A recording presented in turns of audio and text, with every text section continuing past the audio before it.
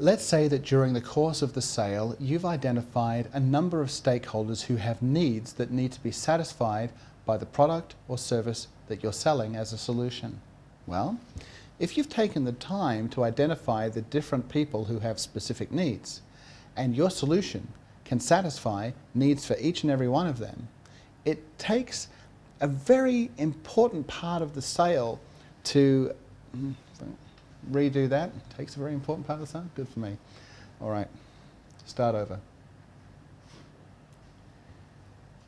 As you've taken time to identify the different stakeholders who have needs that you need to satisfy with a solution, when it comes to pitching that solution, don't fall into the trap that many salespeople do, which is to simply present a boilerplate presentation or a standard PowerPoint to the customer to say, here's our solution and here's what it means to you. A company-to-company pitch doesn't work as effectively as a person-to-person pitch. Let me explain what I mean by this. Let's say that during the course of the sale, you've identified 6 people who are key evaluators or decision makers or influencers behind the scenes. You've actually gained referrals to meet with them, and you've spent some time talking to each of them individually about their views, their needs, their attitudes, what they would like to see happen, what they think the best solution might be. And in discussing your company with them, you've gained some general agreement that it sounds like you're in the right ballpark to be able to help them. Well, later in the sale comes time for pitching your value. It comes time for actually putting a presentation to that company.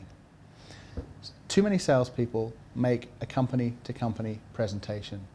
The salespeople who win most often do a person-to-person presentation. That is, they go back to each of the people that they've met and they say, you know, based on our discussions, I'm ready to come back to you now and share with you my view of exactly what we can do that will satisfy the issues that you discussed with me.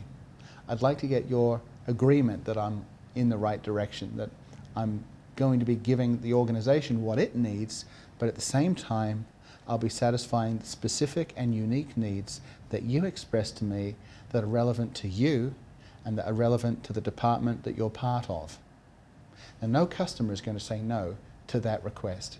And so you go to each of these people individually, and your presentation to each of them will be different because you'll be talking about different decision criteria that matter most to those people. You'll be talking to them about personal things that they may have disclosed to you about how their bonus is riding on success, or how they're hoping for their next promotion and success in this project is going to be one of the things that they're going to use, or how they're just looking so forward to being able to use some of the latest and greatest approaches that your company offers as a part of the modernization of their company. And they're excited about being at the leading wave to experience this. Whatever it is that has been a turn on for them, go back and present exactly how you'll deliver that to them. They'll become your advocates. They'll become spokespeople that later, when people are having a private discussion with each other when you're not there, to say, well, having talked to all the different suppliers, what do you guys think? Even if your product is very similar in function and price to all of the other suppliers that they're talking to, if you've taken the time to unearth the informal criteria and build a relationship with each of these people, and you've pitched your value back to each of those individual stakeholders, they will all say, well, you know who's impressed me the most? You know who I have a gut feel that we should go with? It'll be you. This is one of the keys of success that the winners of most sales understand. People make decisions emotionally. It's all about who they trust. It's all about who they feel closest to. It's all about which brand they feel most comfortable with. They then justify that decision with formal criteria so that they can actually logically talk to people about it. But the decision is always made on an emotional level first. They decide emotionally, then they justify with logic. That's the approach that successful salespeople take. So, If you've identified a number of stakeholders, don't just go in at the end of the sale with one presentation to a group of people. Before you do that, go and meet with each of them individually as preparation for the big meeting. Get them all on side.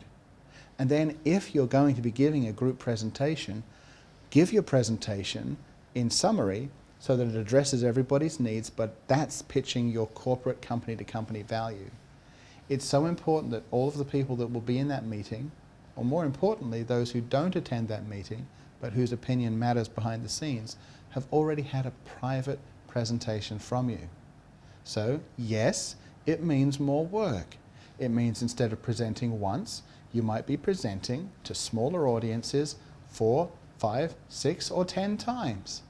But ask yourself the question, if doing that guarantees you that they all put their hand up and say, let's go with this guy, because they feel close to you and you've added value to them, they trust you now, isn't it worth it compared to just going in, making a pitch, and not really knowing what each person at the other side of the table is thinking before you give the pitch?